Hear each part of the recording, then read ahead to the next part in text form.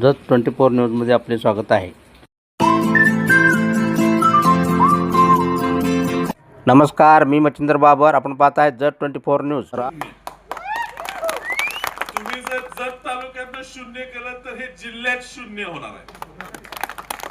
सत्ता जर काँग्रेस पक्षाची येणार आहे, सत्ता राष्ट्रवादी काँग्रेस पक्षाची येणार आहे. जिल्हा परिषद झेंडा हा काँग्रेसचा लागणार आहे. जिल्हा परिषद अध्यक्ष हा काँग्रेस पक्षाचा होणार आहे. तुमच्या तालुक्यातला सुद्धा आम्ही करायचं. जर सत्ता काँग्रेसची येणार असेल तर जिल्हा परिषद सदस्य काँग्रेसचाच झाला पाहिजे, ज्याला अनुभव आहे या कामाचा, कसा निधी खेचून आणायचा अनुभव आहे. एक आमदार कुठलाही बसतो, जिल्हा परिषद निधी येतो ना तो 15व्या 16व्या वित्त आयोगात येतो, तो केंद्रात येतो आणि खासदार हा पट्ट्यात तुम्ही निवडून दिला. थेट दिल्लीत पैसे येणार आहेत जिल्हा परिषद काँग्रेसचे, खासदार काँग्रेसच्या विचाराचा, थेट पैसे येणार आहेत जिल्हा परिषद सदस्य तुम्ही काँग्रेसचा द्या. तुम्ही म्हणत तेवढा विकास या ठिकाणी. पायनाळ पाटील वस्ती वर सभा मंडपाची मागणी आता मला कोणतरी केली आणि ताबडतोब सांगितलं ताबडतोब मी मंजूर करतो. त्या ठिकाणी तुम्हाला सभा मंडप सुद्धा बांधून द्यायचं. 1.5 वर्षाच्या काळात जत तालुक्यात 10 कोटी जवळजवळ निधी मंजूर करून ह्या खासदार म्हणून मी तुम्हाला दिलेला आहे. जवळजवळ प्रत्येक गावात निधी द्यायचा ह्या ठिकाणी. 10 वर्ष खासदार फिरकले नाहीत, गावापर्यंत पोहोचले नाहीत, पण मी जास्तीत जास्त निधी ह्या ठिकाणी देतो. हे आता चुकून आमदार निवडून आला मला मान्य. 3 वर्ष, फक्त 3 वर्ष पुन्हा विक्रम दादा ह्यातले आमदार असणार आहेत. कोण म्हणते 3 वर्ष काय काळजी, काय 3 वर्ष काळजी करू नका, मी आहे ना. त्यामुळे तुम्हाला काय कमी पडू देणार नाही. विश्वेत सांगितले तिथं दुर्लक्ष झालं तर चालेल. मिरज तालुका माझा आहे, मी दुर्लक्ष केला तर माझी लोक मला सांभाळून घेतील. जत तालुक्याकडे पूर्ण लक्ष या ठिकाणी असणार आहे. तुम्हाला जाणीव भासू देणार नाही की विक्रमदादा आमदार नाहीत, हे कधीच तुम्हाला भासू देणार नाही. विक्रमदादांच्या माध्यमातून ह्या तालुक्यात त्या आमदार काय कुठला हाय तो असेल त्याच्यापेक्षा जास्त कामं ह्या ठिकाणी विक्रमदादांच्या आणि जिल्हा परिषद तुम्ही निवडून देणाऱ्या सदस्याच्या माध्यमातून ह्या ठिकाणी.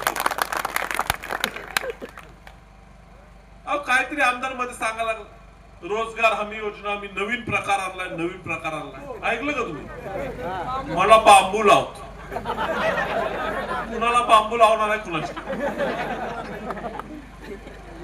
अहो त्याला हेच माहित नाही की त्या मोदीनं रोजगार हमी योजनाच बंद करून टाकली. नवीन योजना. आधी योजना काय होती? मागेल त्याला काम. ही काँग्रेस पक्षाने आणलेली. मागेल त्याला काम. मी परवा लोकसभेत तुम्हाला लोकसभेत भाषण सांगितलं. वसंतदादांनी पहिला देशात पहिला रोजगार हमी विक्रमदादा योजना ही विसापूर गावात सुरू झाली. विसापूर तासगाव तालुका, विसपागे आणि वसंतदादांनी विसापूर तालुक्यात पहिली योजना केली. ती योजना झाल्यावर भारतात सगळीकडे योजना राबवल्या गेल्या.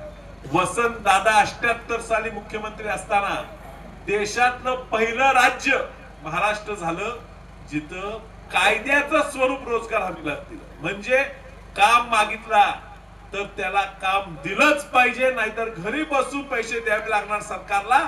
हा नियम वसंतदादांनी आणला. काँग्रेसची सरकारने आणलं, हे कायद्यानं बंधनकारक केलं. या मोदी सरकारने बंदही करून टाकलं. आता ते म्हणतात काम द्यायचं का नाही आम्ही ठरवू. पुढे 4 लोक जरी गावात उठून म्हटले मला काम पाहिजे तर काम द्यावंच लागत होतं, नाहीतर पैसे द्यायला लागायचे. तो कायदाच बदलून टाकला. हे असलं मोदी सरकार तुम्ही निवडून दिले, हे असले आमदार तुम्ही निवडून दिलाय. बदल करायची वेळ आलेली आहे आणि त्याची सुरुवात जिल्हा परिषदेच्या माध्यमातून, पंचायत समितीच्या माध्यमातून त्या ठिकाणी तुम्ही केली पाहिजे. या ठिकाणी जिल्हा परिषदेचे उमेदवार रमेश इरगोंड पाटील तुमचेच उमेदवार आहेत. अप्पू काकांची त्यांना पूर्ण साथ आहे, त्यामुळे चांगल्या मताने तुम्ही त्यांना निवडून देणार आहे, ह्यात काही शंका नाही. आज अश्विनी मोरे ह्या आमच्या तालुक्यातली कन्या आहे ना, कांचनपूरच्या तरकरवाडीच्या. आमच्या इथं कृषी विज्ञान केंद्र त्या गावात आहे, त्या गावची मुलगी आहे. तुमच्या सोरडे गावाला दिलेली आहे. कारण शिकला का नाही अजून? थोडं थोडं कारण बोलायला नाही वाटतं. आम्ही निम शिकलो, आता पुढच्या भाषण कारण करणार. आणि ह्या ठिकाणी आपले रामपूरचे सरपंच मारुतीराव पवार त्यांच्या पत्नी भाग्यश्री वहिनी त्या सुद्धा त्या शेजारच्या मतदारसंघात त्या ठिकाणी उमेदवार आहेत. आता चव्हाण आमचे दरीबडचे गेले ते पण शेजारचे उमेदवार आहेत. ह्या सगळ्या उमेदवारांचा हात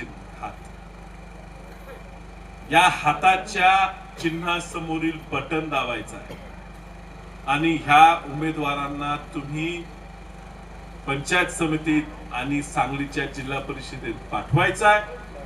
आणि ह्या काँग्रेस पक्षाची खरी ताकद ही दिल्ली पर्यंत दाखवायची आहे. ह्या सगळ्यांना तुम्ही निवडून द्या. कुठे ते कमी पडले त्याला मी वैयक्तिक जबाबदार राहिली तुम्हाला मी हमी देतो आणि तुमची सगळ्यांची रजा घेतो.